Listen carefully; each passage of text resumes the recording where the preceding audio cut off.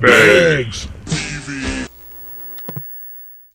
What's going on, everybody? This is DB from the Backroom Crew, and they released the third episode of Pokémon Generations. Now, I'm going to do a quick review of it, let you know some things that I noticed and everything about it like that. So, if you like this video, thumbs up, all that stuff and everything like that. And comment down below what you thought about the episode and everything. So, this is just going to be a quick synopsis of it.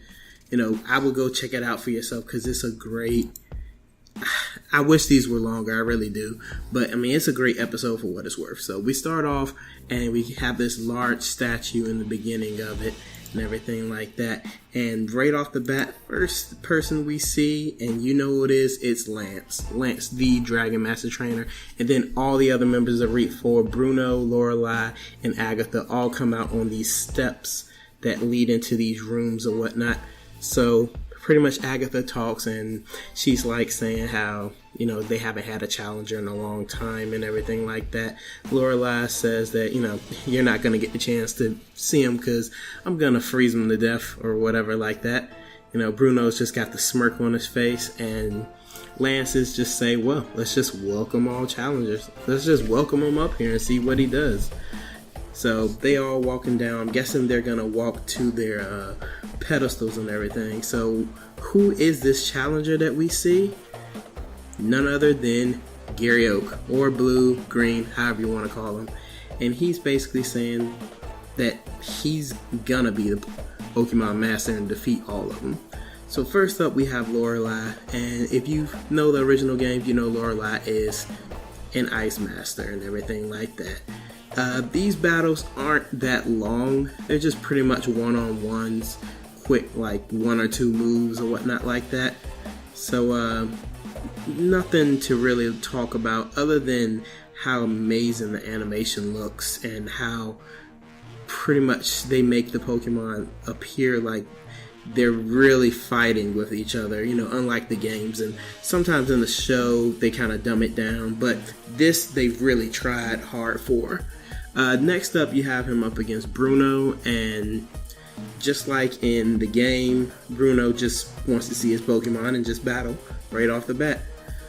So, you saw he had Alakazam before, so I'm sure he used him, but this time he's using this Pidgeot, and Machamp can't match with that.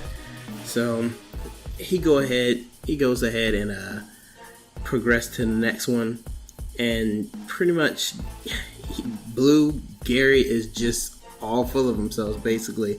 He's ready to just win the championship. So next up he goes against Agatha, and Agatha has some history with the Oak family, as she knows Professor Oak himself, and actually compares Gary, or Blue, to Professor Oak, which kind of makes him upset about it because he doesn't want to be compared to his grandfather at all. And he just feels that being a researcher, getting the Pokédex field is just a tool that will make him a better trainer and everything like that. So Agatha sends out her last Pokemon, which is Gengar, which you can kind of tell that he ends up beating him as well.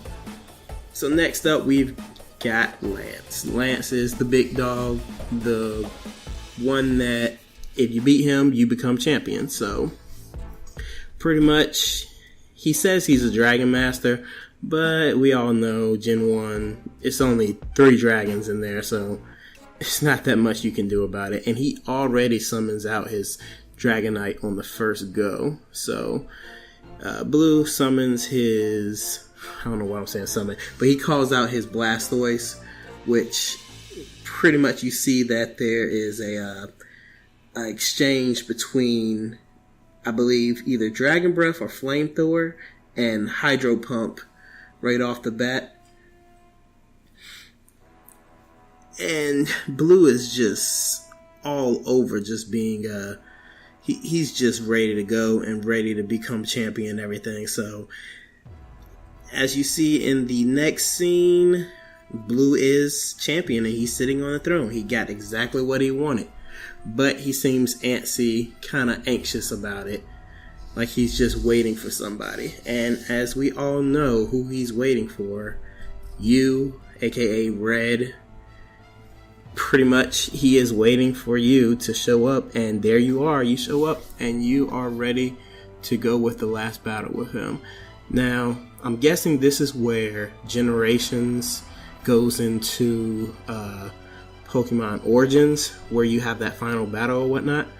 So pretty much it's, it goes into Origins. You have that final battle with Red and Blue and everything like that. And as we know, that was pretty much just a collage of different Pokemon being used and everything like that. Overall, I have to say I liked the episode. It was short but sweet. I wish that they would have done a little more, but I guess dragging out the battles would have been too much. And since they already said just going to be 5-minute episodes, just a story or whatnot like that, just a short story and everything like that, this would suffice for it. I'm hoping in the next one you do see more about how things progress afterwards. Maybe some other champion runs or whatever like that. Heck, maybe they'll show Gold actually climbing Mount Silver and challenging Red, which I think would be just a freaking epic episode in itself. This one, only thing that I say I didn't like about it, just overall shortness. The animation was clean, the voice acting was good, they talked like they were in the Pokemon world. Some of it it was cheesy, but it was deliberately cheesy. You could tell it was like anime-ish and everything like that. And this is what I would picture an anime for Pokemon to be like, that would be based off the games, because a lot of the dialogue that they used in the games, that you would see them talk about in the games, they used here. So yeah, that's been my review of Pokemon Generations Episode 3, The Challenger. And if you like this video, give me a like, share, thumbs up, all that good stuff. And I will see you guys next time. Remember, social class, act like you've been somewhere before. Peace.